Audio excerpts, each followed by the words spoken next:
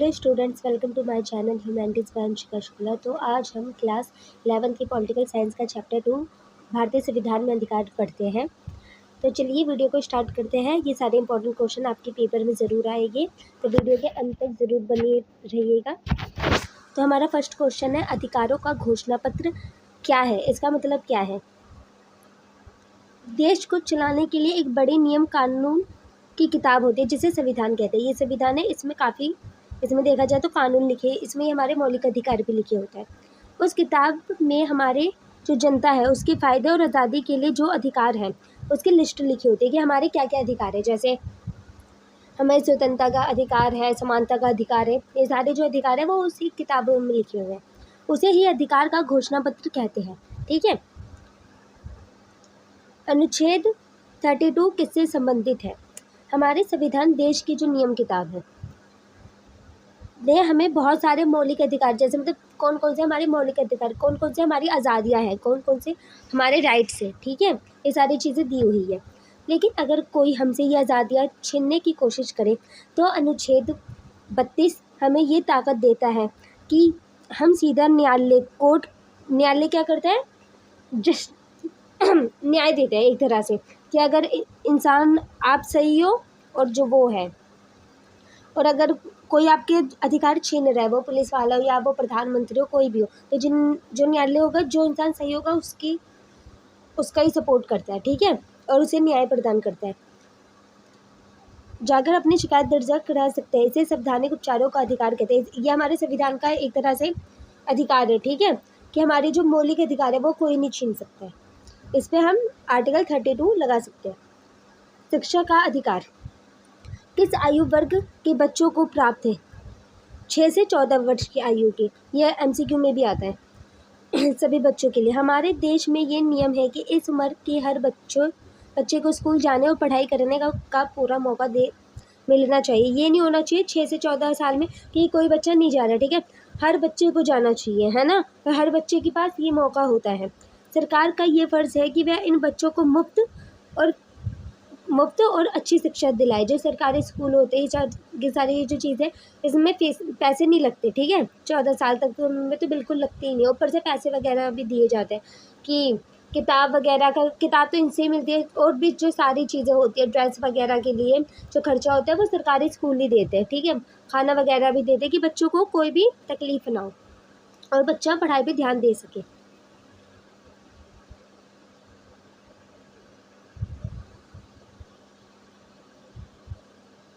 राष्ट्रीय मानवाधिकार आयोग जो ह्यूमन राइट है, उसका गठन कब हुआ था? ठीक है, राष्ट्रीय मानवाधिकार आयोग का गठन वर्ष 1993 अक्टूबर में हुआ था। ये याद रखना है। ये एक ऐसी बड़ी टीम या संस्था है, एक तरह से संस्था है, जिसे इसलिए बनाया गया ताकि देश में किसी भी इंसान के साथ कोई बुरा बर्ताव या अन्याय ना हो। ठीक है, ये ह्यूमन राइट क्यों बनाया गया है देखा जाए तो इसी चीज़ के लिए कि सभी को समानता मिले। मतलब किसी के साथ कोई जो हमारी जो इज्जत होती है, ठीक है, या जो हमारे अधिकार वगैरह होते हैं, उनकी रखवाली यही सब करते हैं। ठीक है, कौन अधिकार की रखवाली करता है? राष्ट्रीय मानवाधिकार आयोग। आरक्षण मतलब जो, जैसे आप देखते होंगे, अल्पसंख्यक को चीज़ें मिलती है, OBC ST को गवर्नमेंट जॉब में छूट मिल जाती है। ये सारी चीज़ें आप 12th के बाद आपको पता चलेगा कितनी छूट मिलती है इन सबों को। ठीक है, ये सारी चीज़ें जो है वो समानता के अधिकार का उल्लंघन क्यों नहीं माना जाता है? अब मैंने ये इसके लिए लिखा है जैसे आपको जल्दी समझ जाए। सोचो एक रेस है, ठीक है, आप दौड़ रहे हो, एक बच्चा है, वो बिल्कुल स्वस्थ है, एकदम हेल्दी है। ठीक है, ये बच्चा एकदम हेल्दी है, ये उतना हेल्दी नहीं है। ठीक है, और दोनों ही, और उसने अच्छे जूते पहने हैं, जो स्वस्थ है उसने अच्छे से जूते भी पहने। लेकिन जो दूसरा बच्चा है, ये जो बच्चा है, उसके पैर में चोट लगी हुई है, और अगर दोनों एक ही जगह से दौड़ने को कहेंगे कि ये टीम है, ये मतलब ये सर है, और इस सर ने बोला कि दोनों को इधर से ही भागना और यहाँ पे जीतना है। ठीक है, ये वो इसके आगे भागना होता है ना, तो ऐसा मानो। मुझे इतना इन सब का पता नहीं है कि वो दौड़ने वगैरह का। तो इसमें क्या हुआ, अब ये तो भाग के पहुँच जाएगा, जूते भी अच्छे, स्वस्थ भी है, लेकिन ये इतना स्वस्थ नहीं है। ठीक है, तो ये एक टाइम क्या, ये इतना नहीं भाग पाएगा साफ सीधा, और पहले गिर जाएगा और हार भी जाएगा। तो ऐसे ही ये वर्ग भी है। इसी तरह हमारा जो समाज है वो कुछ लोग जैसे पिछड़े वर्ग या दलित मतलब ओबीसी एसटी उनको बहुत समय से पीछे रह गए हैं, क्योंकि आपने हिस्ट्री भी पढ़ी होगी तो आपने देखा होगा कि जो पंडित समाज था, ठीक है, क्षत्रिय वगैरह को तो तब भी मौका मिलता था, लेकिन जो ये समाज था दलित वगैरह था उन्हें उतना मौका मिलता ही नहीं था, मंदिर वगैरह में नहीं मिलता था, पढ़ाई वगैरह का उतनी चीज़ें नहीं थी। तो इन्हीं सब के लिए कि ये भी सही से पढ़ सके, ये भी सही इनके वो तक नौकरी के लिए अच्छे मौके मिले आने वाले टाइम में, क्योंकि उससे पहले जब तक अभी हमारा संविधान नहीं बना है उससे पहले इनकी हालत बहुत ख़राब थी। आप देख सकते हैं, आपने ज्योतिबा फुले मूवी देखी होगी तब भी आपको पता चल गया होगा कि कैसे इनके हालात थे, ना मंदिर में घुसने दिया जाता था ना पढ़ाई वगैरह के लिए, तो काफ़ी पिछड़े हुए थे उस टाइम पे जब हमारा संविधान बन रहा था। तो इसलिए इनको रिजर्व दिया गया था, इसलिए इनको आरक्षण दिया गया था, ठीक है। उन्हें पढ़ाई और नौकरी के अच्छे मौके नहीं मिलते। आरक्षण का मतलब है कि उनके लिए स्कूलों और नौकरियों में कुछ सीट पहले से ही तय कर दी जाए कि एक स्कूल है, नहीं मानो एक आप गवर्नमेंट जॉब दे रहे हो, इसके अंदर वैकेंसी आई, मानो 1000 का सिलेक्शन हो सकता है, ठीक है। अब इसमें जिससे जो दलित होगा, जो SC ST जो OBC हो गए, उनके लिए पहले ही संख्या तय कर देगी कि 400 हो गए, उनको तो मिलनी ही चाहिए, ठीक है, और 600 में ये सब आएगी। ऐसे में होता है 12th के बाद आपको बहुत पता चलेगा, ताकि वह भी दूसरों के बराबर आ सके, कि वो भी हम सबके सभी के बराबर आ सके, इसलिए उनको जो वो है संविधान वो सीटें दिया है। संविधान का अनुच्छेद किसमें 16 साफ कहते हैं कि समाज के सभी हिस्सों को आगे बढ़ाने के सभी ग्रो करें, ठीक है, और अवसर की समानता सबको बराबर मौका देने के लिए बहुत ज़रूरी है। इसलिए इसे समानता के अधिकार का उल्लंघन मतलब उल्लंघन क्या होता है, नियम तोड़ना है, ठीक है, वो नहीं माना जाता है। कि देखो समानता का तो अधिकार है, लेकिन आरक्षण दिया गया है पिछड़े वर्ग को, दलित को, क्योंकि वो काफ़ी टाइम से पीछे थे। आपने हिस्ट्री में भी देखा होगा, इन्हें इतनी चीज़ें इनके पास देते ही नहीं थे, ना इनको इतना शिक्षा का अधिकार दिया गया था, ना इन्हें काफ़ी चीज़ों का अधिकार था, बहुत सारी चीज़ों का नहीं था, इसलिए इन्हें इतना आगे बढ़ाया गया था। मौलिक अधिकारों पर युक्ति संगत मतलब उचित प्रबंध क्यों लगाए जाते हैं, जो हमारे अधिकार है उस पर क्यों रोक टोक लगी होती है, ठीक है। देश के नागरिकों को मिलने वाले जो मौलिक अधिकार है, जो हमारे मौलिक अधिकार है वो असीमित मतलब बिना किसी रोक टोक के नहीं, सरकार इन पर युक्ति संगत प्रबंध मतलब उचित रोक टोक लगा सकती है, क्योंकि देखा जाए तो जो स्वतंत्रता भी होती है वो 2 तरह की होती है, एक सकारात्मक होती है, एक नकारात्मक होती है। फॉर एग्जाम्पल अगर नकारात्मक स्वतंत्रता देखी जाए तो नकारात्मक क्या होता है, नकारात्मक एक तरह से नेगेटिव फ्रीडम आपके लिए क्या होगी कि आपको हर चीज़ की छूट दी गई है, ठीक है, आप क्राइम कर सकते हैं, ठीक है, आप कितना भी घटिया चीज़ें वगैरह कर ले, आपको कोई मतलब जेल वगैरह आप नहीं जाओगे। लेकिन जो सकारात्मक स्वतंत्रता होती है, जो पॉजिटिव फ्रीडम होती है, उस पर आप पे रोक टोक है, आप क्राइम नहीं कर सकते, आप कोई अगर चोरी वगैरह करोगे तो आप सीधे जेल में पहुंच जाओगे, ठीक है, ये सारी चीज़ें देश की। और ये वाला क्वेश्चन आता भी है कि सकारात्मक और नकारात्मक वाला, देश की कानून व्यवस्था और शांति बनी रहे, ठीक है, अगर क्राइम वगैरह नहीं होना चाहिए, एक व्यक्ति की आज़ादी के चक्कर में दूसरे व्यक्ति को नुकसान ना पहुंचे, कि आप आज़ाद हो लेकिन आप दूसरों को नुकसान नहीं पहुंचा सकते। मुश्किल शब्दों का मतलब क्या है, एक मिनट यहाँ मैंने लिखा है, युक्ति संगत प्रतिबंध क्या है, ऐसे लोग जो समझदारी भरी हो, जिसके पीछे कोई अच्छी या सच्ची वजह हो, जैसे क्राइम कोई नहीं कर सकता, चोरी कोई नहीं कर सकता, या अगर कोई करता है तो जेल पहुंच जाता है, और भी बहुत सारे क्राइम, ठीक है। और एक निरंकुश जिस पर किसी का कोई कंट्रोल या रोक ना हो, ठीक है, कि कोई कंट्रोल या कोई रोक नहीं कर सकता। इसका मतलब आपका देखा जाए तो नकारात्मक स्वतंत्रता पे ही होता है कि आप इतने आज़ाद हो गए कि आप सब कुछ ही कर रहे हैं। क्वेश्चन 7वां, एक मिनट,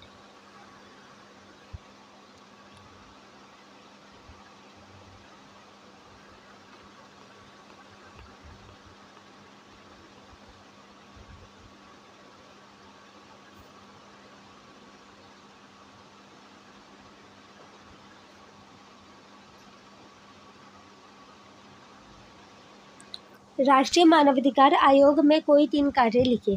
3 नंबर का क्वेश्चन है ये आयोग देश में इंसानों के अधिकारों की रक्षा करने वाले एक पहरेदार मतलब बॉडीगार्ड की तरह काम करता है। ठीक है, राष्ट्रीय मानवाधिकार से ही पता चलता है कि राष्ट्रीय क्या हो गया, राष्ट्र, और मानवाधिकार क्या हो गया, हमारे क्या क्या अधिकार है, इन सब का ये क्या करता है, रक्षा करता है। अब इसमें फर्स्ट पॉइंट क्या है, शिकायतों की जांच करना। जो भी हम शिकायत देते हैं, अगर किसी इंसान के अधिकारों को छीना जा रहा है, ठीक है, आपके जो अधिकार है उसे छीना जा रहा है या उसके साथ ज्यादती हो रही है, तो ये आयोग उसकी खुद या पीड़ित की शिकायत पर जांच कर सकता है कि मतलब क्या शिकायत है। ठीक है, और ये करता कौन है, राष्ट्रीय मानवाधिकार। जेलों का दौरा और निरीक्षण करना। यह आयोग जेलों में जाकर देखता है कि वहाँ जो बंद कैदी है, जो जेल में जो लोग होते हैं, ठीक है, जो कैदी होते हैं, ठीक है, उसके साथ कोई अमानवीय मतलब बुरा बर्ताव तो नहीं हो रहा है, क्या उन्हें सही इलाज या सुविधाएं मिल रही है। क्योंकि देखा जाए जो कैदी होते हैं वो मर नहीं सकते, है ना, उन्हें भले ही पुलिस वगैरह पीट देते हो लेकिन उतनी चीज़ें बेकार नहीं करते हैं, कोई बुरा बर्ताव, इतनी चीज़ें नहीं होती हैं उन सबके साथ।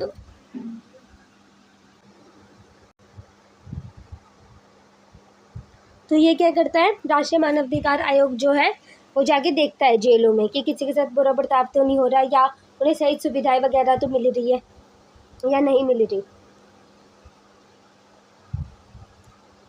मानवाधिकार के प्रति जागरूकता बढ़ाना कि हमारे क्या क्या अधिकार हैं, ये भी ये बढ़ाता है, ये लोगों को समझाता है और सिखाता है कि उनके अधिकार क्या क्या है। ठीक है, ताकि कोई उन्हें डरा या दबा ना सके, क्योंकि अगर आपको अपने अधिकार पता ही नहीं होगी तो कोई भी आपको दबा सकता है कि ये सारी चीज़ें। और अगर हमें पता है कि कोई अगर हमारे साथ क्राइम कर रहा है, हम उसकी रिपोर्ट कर सकते हैं, ठीक है, तो कोई हमें नहीं दबाएगा इतनी जल्दी, क्योंकि हमें अपने राइट्स पता होते हैं। इसलिए पॉलिटिकल पढ़ना चाहिए, इसलिए आपको संविधान की नॉलेज काफ़ी होनी चाहिए। ठीक है, कि आपको सारे अपने अधिकार पता हो कि कौन इंसान हमारे साथ क्या क्या नहीं कर सकता, जैसे मारना पीटना या बहुत सारे जो अधिकार हैं। ये मैंने आसान मतलब भी निकाला। निरीक्षण, बारीकी से जाकर देखना या चेकिंग करना, इसमें हमें मानवाधिकार निरीक्षण ही करता है। बंदी प्रत्यक्षीकरण मतलब क्या है, सामने सीधा प्रकट कर देना। ठीक है, परमादेश क्या है, सबसे बड़ा या पक्का आदेश देना है जिसे मानना पड़ेगा। ठीक है, परमादेश मतलब जैसे न्यायालय ने बोल दिया कि तुम सही हो, ठीक है, ऐसे, या जो जज बोलता है, साफ सीधे, ये सबों को पता होगा। आप कोर्ट गए, कोई चीज़ें चल रही, जो जज बोलता है वही फाइनल माना जाता है। और प्रत्यक्षीकरण मतलब जो कैदी होता है उसको प्रकट करना, मतलब डायरेक्ट कोर्ट में जाकर खड़ा कर देना, ये सारी चीज़ें। ये दोनों, अब हम क्वेश्चन देखते हैं, बंदी प्रत्यक्षीकरण और परमादेश में अंतर बताइए। ये दोनों कोर्ट द्वारा जारी किए जाने वाले विशेष आदेश, जिन्हें कानूनी भाषा में रिट कहते हैं। ठीक है, क्या कहते हैं, रिट कहते हैं, जो नागरिकों की मदद करता है। ये किसकी मदद करता है, नागरिकों की मदद करता है। ठीक है, और ये कोर्ट के अंदर देने वाले विशेष आदेश है। इसमें क्या है कि कोर्ट में ही कि कैदियों को लाकर खड़े करो, ठीक है, जज जो एकदम फाइनल जो डिसीजन होता है वो सारी चीज़ें। ठीक है, बंदी प्रत्यक्षीकरण, जब पुलिस किसी व्यक्ति को बिना किसी वजह के या गलत तरीके से जेल में बंद कर देती है तो कोर्ट पुलिस को ये आदेश देता है। इसका मतलब होता है कि बंदी बनाए गए व्यक्ति को कोर्ट के सामने हाजिर या मतलब पेश किया जाए, कि मतलब लाया जाए, ताकि जज जो है वो देख सके कि उसे जेल में डालना सही था या गलत था। ठीक है, अगर गिरफ्तारी गलत होती है तो कोर्ट उसे तुरंत छोड़ देता है। ठीक है, अगर कोई कैदी है जिसने कोई गलत करा ही नहीं, ठीक है, उसे जब जाके वो अगर कैद है, जेल में है, और जब वो कोर्ट वगैरह में गया और जज ने देख लिया कि इसके तो कोई गलती थी नहीं, तो उसे तुरंत ही छोड़ देगी। जैसे जब कोई सरकारी जो अफसर होता है, अफसर, कर्मचारी या संस्था अपना वह काम करने से मना कर देती है जो उसकी ड्यूटी है। ठीक है, टीचर पढ़ाने से मना कर दे, डॉक्टर मना कर दे कि हम ये सारी चीज़ें नहीं करवाएंगे, या कोई भी जैसे कर्मचारी है, ठीक है, अब उनका काम क्या है, झाड़ू पोछे, ये सारी चीज़ें करना, देखना, वो सब ये सारी चीज़ें मना कर दे कि नहीं हम नहीं करेंगे। तो यही सब है, अगर मना कर दे तो इससे किसी नागरिक का नुकसान होता है, तब कोर्ट यह आदेश देता है, ठीक है, कि जो हमारा कि अपना काम तुरंत पूरा करो, क्योंकि हमारे किसी चीज़ों से जैसे टीचर्स होते हैं, ठीक है, आपने ये बहुत आसान एग्जांपल है, जैसे टीचर्स है, ठीक है, अब उनका काम क्या है, बेसिकली पढ़ाना है, ठीक है, लेकिन अगर वो 2-3 क्लास मिस भी कर दे, ठीक है, और आप जाके उनका प्रिंसिपल में जाके बोल दो, प्रिंसिपल ऑफिस में, ठीक है, तो प्रिंसिपल क्या बोलती है कि तुम पढ़ा नहीं रहे ये वो, तो इससे क्या है, इससे बच्चों का नुकसान ही तो हो रहा है अगर टीचर से ना पढ़ाए तो उस टाइम प्रिंसिपल बोलेगी। तो ऐसे ही जब पुलिस अगर गलत चीज़ों में अगर गिरफ्तार कर लेता है तो कौन बोलता है, जज बोलता है, ठीक है, कि तुमने गलत गिरफ्तार कर लिया। ऐसे ही हर चीज़ के ऊपर अपने अपने चीज़ें, अपने अपने रूल्स होते हैं कि अगर आप नीचे हो तो आपके जो ऊपर होगा वो आपको ऑर्डर देगा ही देगा, ऐसे में मान के चलो। मौलिक अधिकारों और साधारण कानूनी अधिकारों में अंतर बताइए। मौलिक अधिकार और एक मिनट, और हमारे जो कानूनी अधिकार है उसमें क्या अंतर है, ये सारे देख लें। सुरक्षा देने वाला कौन है, साधारण। कानूनी अधिकारों को देश के सामान्य कानून से सुरक्षा मिलती है, जो देश है उसके अंदर सामान्य से कानून की सुरक्षा मिलती है, जबकि मौलिक जो अधिकार है वो गारंटी और सुरक्षा खुद हमारे देश का संविधान, मतलब जो हमारी जो नियम किताब है उसके अंदर करता है। अब बदलने का तरीका क्या है दोनों को,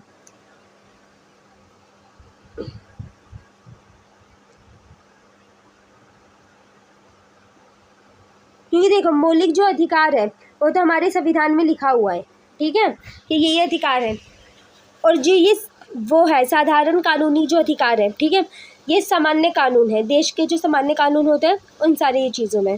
अब बदलने का तरीका क्या है दोनों को, अगर साधारण अधिकार को बदलना है तो संसद, सरकार की जो नियम बनाने वाली जो जगह होती है, संसद में नियम वगैरह मिलते हैं, कार्यपालिका में जो होता है कार्यालय में वहाँ पे लागू होता है, और न्यायालय न्याय देता है, ऐसे मान के चलना है।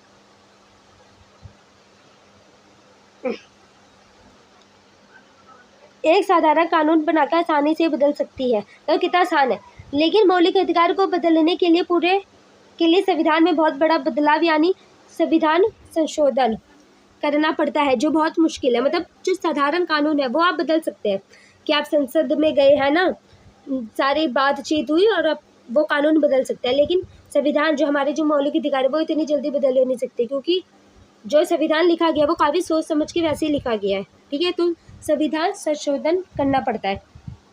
सरकार पर रोक, सरकार कोई भी अंग जैसे पुलिस या नेता मौलिक अधिकारों के खिलाफ जाकर कोई काम नहीं कर सकता। जो पुलिस है या जो नेता है, पीएम सीएम जो होता है, ठीक है, प्रधानमंत्री वगैरह, वो कोई ऐसा काम नहीं कर सकता जो मौलिक अधिकारों के खिलाफ हो, ठीक है, तो मौलिक अधिकार कितना पावरफुल हुआ, आप ऐसा सोच सकते हैं। अगर वह ऐसा करते हैं तो कोर्ट उन्हें रोक देता है, ठीक है, तो उनसे ऊपर भी क्या है, कोर्ट ही रोक देगा। साधारण अधिकारों के मामले में ऐसा कड़ा नियम नहीं होता, जो साधारण जो देश का जो नियम है उसमें ऐसा कोई बड़ा नियम नहीं है। मौलिक अधिकार इंसान के जीवन और विकास के लिए सबसे बुनियादी और सबसे ज़रूरी माने जाते हैं, जबकि जो साधारण जो अधिकार है वो रोज़मर्रा के काम और नियम जैसे ट्रैफिक के नियम से जुड़े होते हैं। मतलब जो साधारण अधिकार जो होता है वो ट्रैफिक वगैरह के नियम या रोज़मर्रा के काम के नियम जैसे, लेकिन जो मौलिक अधिकार है वो सारी चीज़ें लिखी हुई है और वो सभी के लिए है कि सभी का विकास हो, मतलब देश का विकास हो।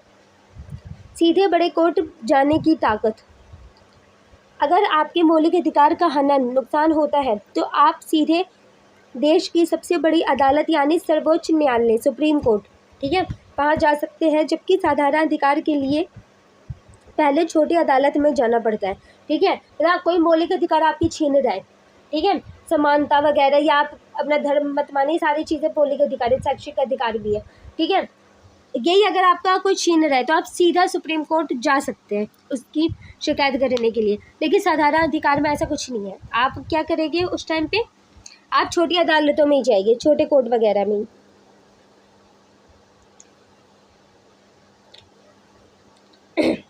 राष्ट्रीय मानवीय आयोग की भूमिका का वर्णन कीजिए। राष्ट्रीय मानवाधिकार आयोग की भूमिका, काम और महत्व, ठीक है, उसके हम 4 पॉइंट को समझते हैं। कमजोरों को सहारा, जो गरीब बेसहारे पीड़ित जो लोग होते हैं जिनके अधिकारों को अमीर या ताकतवर लोग दबा सकते हैं, क्योंकि देखो कोई इंसान वीक है तो और कोई स्ट्रांग है तो स्ट्रांग इसको दबा सकता है, ठीक है। लोग दबा सकते हैं। ये आयोग उनके लिए आवाज़ उठाता है कि कोई कि मतलब गरीबों को ना दबाया जाए और जो बेसहारा या जो पीड़ित लोग होते हैं उन्हें कोई ना दबा सके, ठीक है। स्वतंत्र जांच टीम, ये जांच भी करते हैं। ये आयोग किसी भी सरकारी दबाव में काम नहीं करता है। ये नहीं है कि सरकार जो बोल रहा है वो काम कर रहा है। राष्ट्रीय मानवाधिकार आयोग, मानवाधिकार से पता चला हमारे क्या क्या अधिकार के लिए ये काम कर रहा है और ये राष्ट्रीय है। इसके पास अपनी खुद की स्वतंत्र जांच टीम होती है कि मतलब एक संस्था है, उसके पास खुद ही टीम है, ठीक है, और वो खुद ही ये सारी चीज़ें देखती हैं, जो बिना किसी डर के सच पता लगाती है कि कहाँ क्या है। न्यायालय दिलाने में मदद, जैसे मच्चल मल्लुंग का मामला था। उदाहरण के लिए असम के मच्चल लालुंग को बिना किसी मुकदमे की 48 साल तक जेल में रखा गया। मतलब कितनी बेकार बात है। जब इस आयोग की टीम ने निरीक्षण मतलब एकदम जांच पड़ताल की, तब जाकर मच्चल को आज़ादी मिल सकी। मतलब कितना साल तक जेल में था, ठीक है। तो ये सारी चीज़ें करते हैं। अदालतों की मदद करना, जब कोर्ट में मानवाधिकार से जुड़ा कोई केस चल रहा होता है। एक मिनट, ये सारी चीज़ें ये नहीं कि एग्ज़ाम के लिए इम्पोर्टेंट है, वैसे भी कितनी इंपॉर्टेंट है कि आपको सारी चीज़ें पता होनी चाहिए। तो ये आयोग अपनी मर्ज़ी से या कोर्ट की अनुमति से वहाँ जाकर सही जानकारी देकर न्याय करने में मदद करता है। कि मतलब इन्हें कितनी बड़ी पावर है इन सब के पास कि अगर अदालत में अगर न्याय भी चल रहा है, ठीक है, कोर्ट अपना फैसला सुना रहे, केस चल रहा है, 2 वकील बता रहे, तो ये क्या है, या अपनी मर्ज़ी से कोर्ट के अंदर अपनी मर्ज़ी से कोर्ट की अनुमति से वहाँ जाएगा और न्याय दिलाने के अंदर मदद करेगा। जैसे वो वाला मामला बताया अभी मैंने, असम वाला। सरकारों को सलाह देना, सरकार को भी सलाह देता है ये आयोग समय समय पर सरकार को बताता है कि कैदियों की हालत सुधारने के लिए या देश के नागरिकों की सुरक्षा के लिए कौन कौन से नए और अच्छे कदम उठाए जाने चाहिए, ठीक है। ये एक तो कैदी, जो जेल में जो कैदी होते हैं उनका भी देखता है, ठीक है, कि उनकी हालत ना बिगड़ जाए, ठीक है, और हमारा नागरिक मतलब हम लोग जो है उनके लिए भी काफ़ी सही कदम उठाते हैं ये। अब हमारा क्वेश्चन 11वां है, मौलिक अधिकारों पर लगाए जाने वाले युक्तिसंगत प्रतिबंध मतलब सही रोक टोक की व्याख्या कीजिए। संविधान में अधिकारों के साथ साथ उन पर उचित रोक प्रतिबंध मतलब एक ही बात होती है, लगाने की व्याख्या इस तरह की गई है। अधिकार निरंकुश मतलब असीमित, सीमित तो है कि जैसे मानो 10 अधिकार है, लेकिन असीमित नहीं है, मतलब सीमित है कि जो संविधान है या जो सारी चीज़ें वो सीमित है, ठीक है। हमारे संविधान हमें आज़ादी तो देता है, लेकिन आंखें बंद करके कुछ भी करने की छूट नहीं देता। जैसे मैंने पहले आपको बताया था, उसमें क्या है कि आप सब नहीं कर सकते, आप चोरी वगैरह नहीं कर सकते, आप क्राइम नहीं कर सकते, ठीक है। इन सारी चीज़ों पे रोक टोक है, जो कि अच्छी चीज़ भी है, ठीक है। यदि अधिकारों पर रोक ना हो तो समाज में जंगल राज आ जाएगा।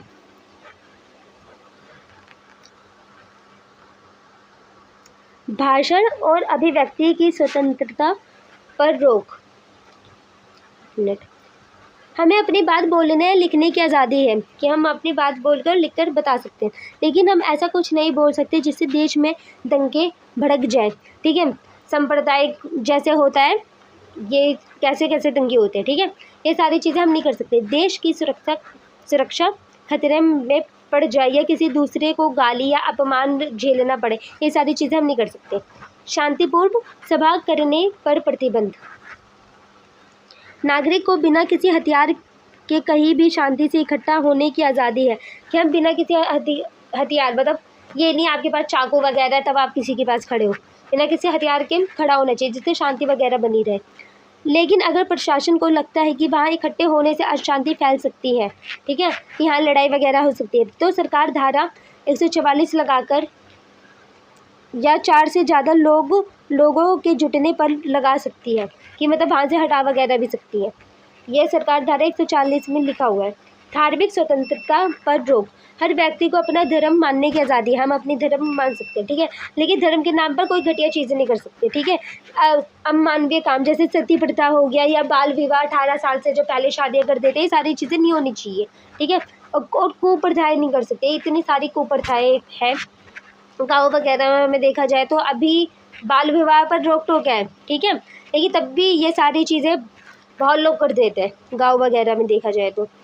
अब तो इतना नहीं होता, लेकिन पहले के टाइम में कितनी होती थी ये सारी चीज़ें। लोक व्यवस्था और स्वास्थ्य के आधार पर सरकार इन पर रोक टोक लगा सकती है, ठीक है। आप अपना धर्म मानो, आपका कोई सा भी धर्म है, लेकिन कुप्रथाएं मत मानो कि हाँ ये सारी चीज़ें तो है ही, ठीक है।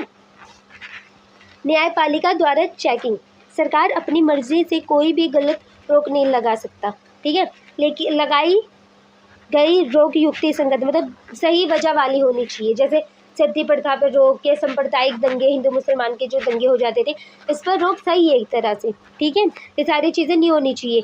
बाल विवाह नहीं होना चाहिए, जो बच्चे जो मजदूरी करते हैं वो नहीं करना चाहिए, उनसे उनकी कितनी हेल्थ इफेक्ट होती है, ठीक है। ये सारी चीज़ें अच्छी है या नहीं, इसे कोर्ट चेक करता है कि ये सरकार लगा सकते हैं, ये सरकार नहीं लगा सकते। अगर रोक गलत है तो कोर्ट उसे हटा देता है, कि मतलब गलत रोक सरकार नहीं लगा सकती। अगर आप पे आज़ादी का रोक है या धर्म आपको नहीं मानना, ऐसे में रोक लगा रहे हैं या कोई घटिया रोक है, तो वो सरकार वो हटा देगा, कोर्ट, ठीक है। तो देखो सबसे ऊपर कोर्ट ही है देखा जाए तो। अधिकारों के घोषणा पत्र का महत्व बताइए। अरे एक मिनट।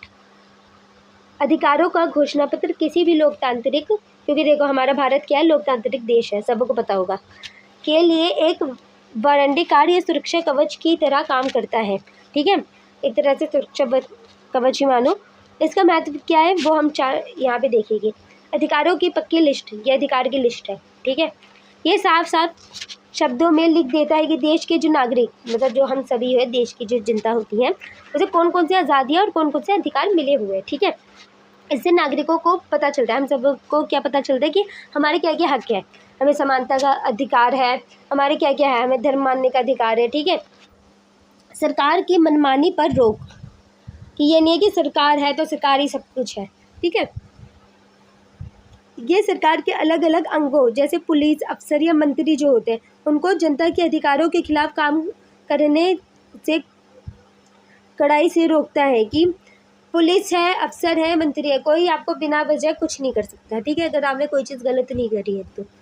नुकसान होने पर उपाय या इलाज, तो जैसे नुकसान हो गया, अगर कोई व्यक्ति, संस्था या खुद सरकार भी नागरिकों के अधिकारों को तोड़ती है, सरकार अगर हमारे जो अधिकार है वो तोड़ती है, तो ये घोषणा पत्र कोर्ट के जरिए उसका तुरंत उपचार, मतलब तुरंत समाधान सुनिश्चित करता है। क्यों? अगर सरकार नागरिकों का अधिकार तोड़ रही है या पुलिस कर रहा है, ठीक है, पुलिस ने आपकी गलती है नहीं, आपको उठा के जेल में पटक दिया, ठीक है, जेल में जाके डाल दिया, तो क्या होगा, ये जो है घोषणा पत्र, उससे आप निकल सकते हैं, ठीक है, कोर्ट आपको छुट्टी दे देगा।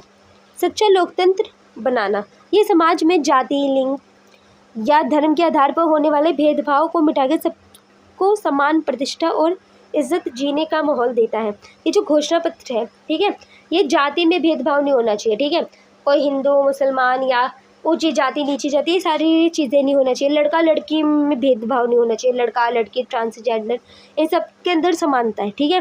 धर्म के नाम पर चीज़ें नहीं होनी चाहिए, जो सांप्रदायिक दंगे हो जाते हैं कि हमारा धर्म ही मेन महान है, ठीक है, ये सारी चीज़ें नहीं होनी चाहिए, ठीक है। कुप्रथाएं नहीं माननी चाहिए, सबों को एकदम समानता की नज़र से ही देखना चाहिए, सभी को इज्जत मिलनी चाहिए, लड़का लड़की ट्रांसजेंडर सबों को इज्जत मिलनी चाहिए, हर जाति को इज्जत मिलनी चाहिए, ये सारी चीज़ें ये देता है, ठीक है।